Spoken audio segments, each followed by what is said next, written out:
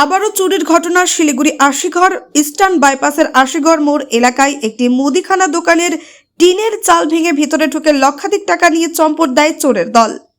খবর পেয়ে ছুটে আসেন পুলিশ এসে গোটা ঘটনা তদন্ত করেন এবং সিসিটিভি ক্যামেরা দেখে সেই চোরকে তদন্ত চালায়। কালকে রাতের ঘটনা 3টা নাগাদ ঘটনাটা ঘটেছে। আমরা যখন আজকে সকালে ভাই দেশের দোকান খুলে যখন ক্যাশ খোলা, এই যে ভাঙা অবস্থায় ক্যাশ আছে, আর পরে উপরে তাকিয়ে দেখে যে টিনগুলো খোলা, তারপর বুঝতে পারে যে তার মানে চুরি হয়েছে।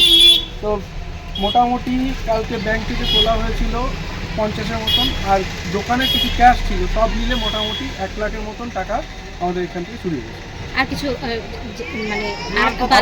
আমার যেটা মনে হচ্ছে কিছু জিনিস বলতে কিছু এই সিগারেট আর বিস্কুট টিস্কুট এগুলো কিছু ব্যাগে ভরেছে, আর মেনলি ক্যাশ যা ছিল সব ব্যাগে ভরে নিয়ে চম্পট দিয়েছে।